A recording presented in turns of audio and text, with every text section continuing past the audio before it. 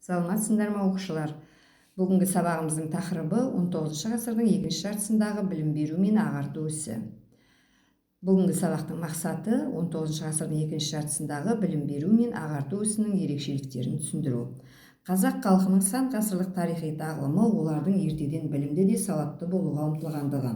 19 ғасырдың бас кезінде Қазақстанда халыққа білім беру ісі діни және зайырлы бағытта жүргізілді.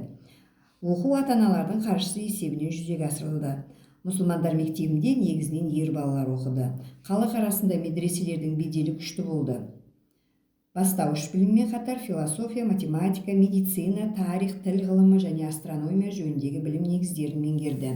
Медреседе ұстаздық еткен әдетте 40 жастан асқан тәжірибелі адамдар ғана қабылданды.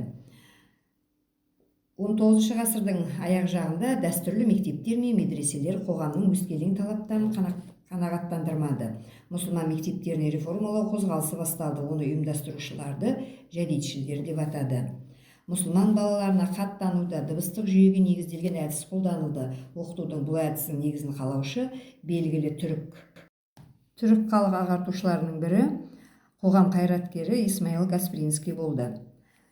Қазақстандағы ең алғашқы жаңа әдісті мектеп 1900 жылы Түркістан қаласында ашылды. Ондай мектептер кейін де басқа да қалада пайда болды. 1917 жылы Қазақстан аумағында 100-ге тарта ғана жаңа әдісті мектептері ашылды. Оқушылар енді тапсырма. Бірінші мәтінмен жұмыс. Мұсылмандық білім беру жүйесі, жәдитшілдік жаңа оқу жүйесі. Мағынасын ашып жұмыс жасаймыз. Екінші тапсырма жұптық жұмыс. 19 ғасырдың екінші жартысынан бастап халыққа білім беру мен орталықтарына айналған қалаларды картадан белгілеу. Келесі сөздерді мағынасына қарай сәйкестендіруіміз керек. Дұрыс жауабын көріңдер. Бірінші топтың жұмысы картада көрсетілген қалалар. Үшінші тапсырма топтық жұмыс тарихи диктант. Бекіту мақсатында полиглот әдісін қолданамыз. Яғни қазақша сөздердің орысша және ағылшынша мағынасын жазу керек. Бірінші мектеп, мұғалім, ауыл, шәкірт, білім, кітап. Ресей империясы қазақтардың жоғарғы білім алуына жол бермеуге тырысты.